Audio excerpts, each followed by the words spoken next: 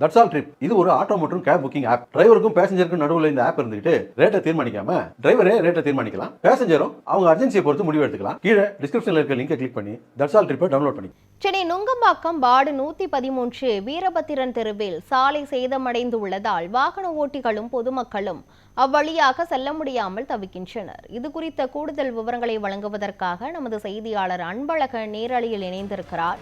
அன்பழகன், அங்கு சாலை எவ்வளவு நாட்களாக சேதமடைந்திருக்கிறது? இது தொடர்பாக அதிகாரிகள் தரப்பில் ஏதேனும் நடவடிக்கைகள் எடுக்கப்பட்டிருக்கிறதா? முழுமையான கள நிலவரங்களை சொல்லுங்க.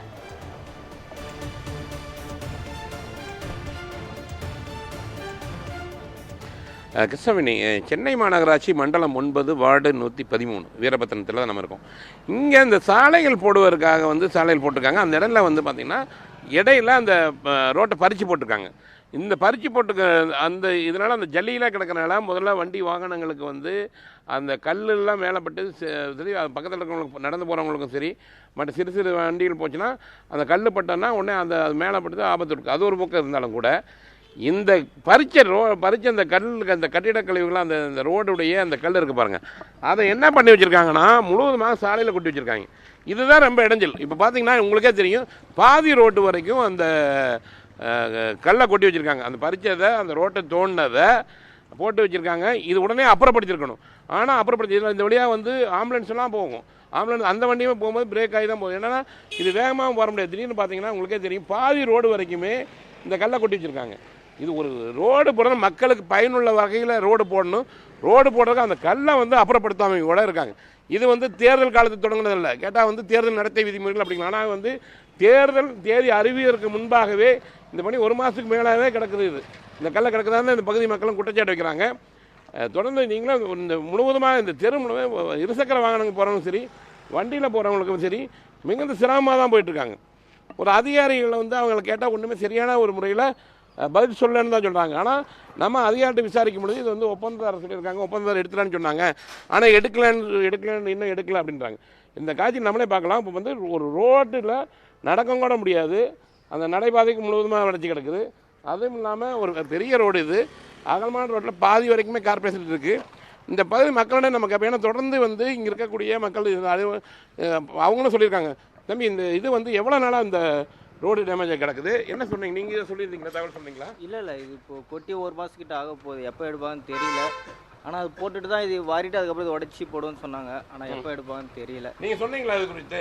இல்லை நாங்கள் எதுவும் சொல்லலை. சரி, நாங்களும் எதுவும் சொல்லலை, எதுவும் கேட்டுக்கல. வரும்போது நீங்கள் பார்க்குறீங்களா எவ்வளோ சிரமப்பட்டு தானே போகிறாங்க. இடைஞ்சல தான் இருக்குது. ஆனால் எப்போ எடுப்பான்னு தெரில சார். நானும் சொல்லி பார்த்துட்டோம். அது ஃபுல்லாக போட்டு அது எடுக்கிறேன்னு சொன்னாங்க. ஆனால் எப்போ எடுத்துகிட்டு எப்போ போடுவான்னு தெரியல. அதுதான் கேட்கணும்.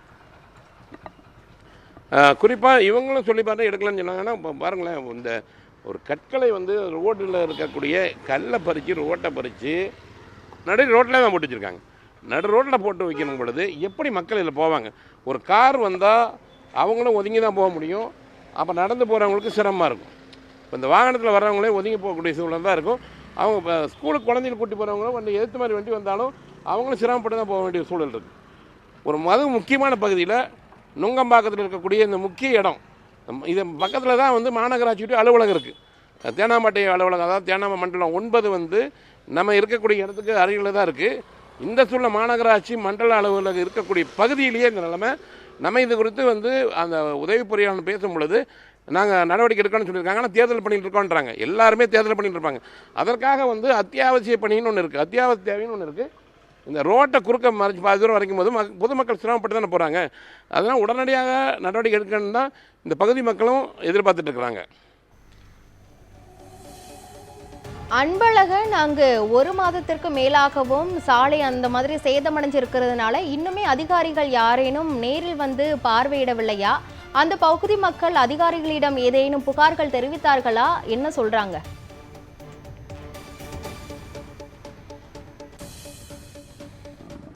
இல்லை அதான் நம்ம அதிகாரிகிட்ட வந்து அவங்க சொல்லலாம் லேட்டாக இங்கே வந்து ஒரு அம்மா வயசானம்மா நம்மகிட்ட பார்க்கும்போது சொன்னாங்க, என்ன சொன்னாங்கன்னா அவங்களும் சொன்னாங்க எங்களை திட்டுறாங்க, ஏன் உங்கள் வேலை பாருன்றாங்க அப்படின்றாங்க.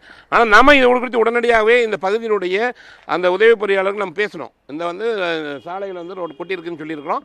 அவர் உடனே நாங்கள் எடுக்கணும் ஆசை, நான் தேர்தல் பணியில் இருக்கிறேன், கண்டிப்பாக இது நடவடிக்கை எடுக்கப்படும் சொல்லியிருக்காங்க. ஒப்பந்ததாரர் நாங்கள் தொலைபேசி என்ன கேட்டிருக்கோம். இதில் என்னன்னா மாநகராட்சியுடைய அந்த ஒப்பந்ததாரர் செய்யக்கூடிய வேலை தான் சரியான முறையில் ஒப்பந்ததாரர்களால தான் பல இடங்களில் சென்னை மாநகராட்சியில் பல இடங்களில் பிரச்சனையாக இருக்குது. வேலை முடிஞ்சும் இந்த மாதிரி ஒரு மக்களுக்கு இடையிடும். ஏன்னா அவங்களுக்கு என்னென்னா ஒரு பெரிய அளவில் அவங்க என்ன ஒரு குறிப்பிட்ட பேருக்கு வேணும், யாருமே கீழே இருக்கக்கூடிய அதிகாரிகள் கூட அந்த ஒப்பந்ததாரர்கள்ட்ட நேரடியாக பேச முடியல. ஏன்னா ஒப்பந்ததாரர்கள் அவ்வளோ அதிகாரிகளவே திட்டுறாங்க. அந்த ஒரு சூழல் தான் சென்னை மாநகராட்சியில் இருந்துட்டு இருக்குது. அதனால் அவங்களே ஒப்பந்ததாரர்கிட்ட பேசுறதுக்கே பயப்பட்டு இருக்காங்க. நம்ம அவங்க தொலைபேசியை கேட்டுக்கோம். நம்ம இது குறித்து ஒப்பந்தம் நேரடியாக பேச போகிறோம். ஏன்னு கேட்டால் இது நீங்கள் இந்த சாலை முழுவதுமே நீங்கன்னா அந்த ஒரு காட்சியில் பார்க்கும்போது ஏற்ற மாதிரி அந்த கார் வந்து அங்கே நிற்கக்கூடிய வாகனம் நேராக வர வேண்டிய வாகனம் அது இது வண்டி இல்லாதனால தான் அவங்களும் வந்து தொடர்ந்து நின்றுருப்பாங்க. ஆப்போசிட்டில் போகிறதுனால தான் அந்த வண்டி மூவ் ஆகாதனால இதனால தான் பெரிய ஒரு இடைஞ்சலாக இருக்குது. அதிகாரிகள் ஒன்று நடவடிக்கை எடுக்கணும். அதுவும் வந்து இந்த பனி வந்து அந்த தோண்டப்பட்ட படம் அந்த இன்னொரு கார் நிற்கக்கூடிய அந்த சுந்தர காட்சி அந்த இடத்துல தான் அந்த ரோடு டேமேஜ் இருக்குது. அதை தோண்டின ரோட்டை கொண்டு வந்து அந்த ரோட்டு அந்த கழிவுகளை இங்கே கொட்டி வச்சுருக்காங்க. கட்டிடக்கழிவு அந்த ரோட்டு கழிவுகளுக்கு அந்த கான்ட்ராக்ட் அந்த ரோடு காங்கிரீட் இதை வந்து இங்கே போட்டு வச்சுருக்காங்க. இதுவும் போட்டவங்க மக்களுடைய அந்த சாலையில் தான் போட்டு வச்சுருக்காங்க. இதை அப்புறப்படுத்தினா தான் இந்த ரோடும் சரி செய்ய முடியும். அதனால் வந்து அதிகாரிகள் நம்ம கேட்டோடனே உடனடியாக நடவடிக்கை எடுக்கான்னு சொல்லியிருக்காங்க. ஆனால் இதை அப்புறப்படுத்துவது ஒப்பந்ததாரருடைய இதுக்கு இந்த வழியாக இருக்கக்கூடிய அதாவது இந்த 113க்கு 313 கண்காணிக்கக்கூடிய அதிகாரி தேர்தல் பணியில் இருக்கான்னு சொல்லியிருக்காரு. இருந்தாலும் நாம் இது குறித்து மாநகராட்சியில் நேரடியாக புகார் அளிக்க போகிறோம். சென்னை நுங்கம்பாக்கம் வார்டு 113 வீரபத்திரன் தெருவில் 1 மாதத்திற்கும் மேலாக சாலை சேதமடைந்திருப்பதால் அந்த பகுதி மக்கள் மிகுந்த சிரமத்தை சந்தித்து வருகின்றனர். இது குறித்த முழுமையான கள நிலவரங்களை வழங்கியதற்கு நன்றி அன்பழகன். ரோடு தோண்டி போட்டுக்கிட்டே இருந்தாங்க, இங்கே வண்டி போக முடியல, சிரமமாக இருந்துச்சு. இப்போ சரி பண்ணி வச்சுருக்காங்க. இந்த கல்லுலாம் நிறையா இருக்கிறதுனால கொஞ்சம் சிரமமாக இருக்கு. ஏத்தாப்பில் வண்டி போகிறதும் இங்கிட்டு போகிற வண்டியும் ரொம்ப சிரமமாக இருக்குது. அது கொஞ்சம் எடுத்துட்டா கொஞ்சம் நல்லா இருக்கும். ஒரு மாதமாக ஆகிப்போச்சு. அதனால ரொம்ப இது இல்லை. வாடி போட்டால் அப்படியே எடுத்துன்னு உடனே எடுக்கணும். அது கிடையாது. ஒன்றும் சுத்தம் பண்ணாத நம்மனா கொசு அதிகமாக இருக்குது. உடம்பெல்லாம் காற்றுல மண்ணெல்லாம் அப்படியே பரப்பி இதாகுது. எப்போவுமே அப்படியே தான் இருக்குது.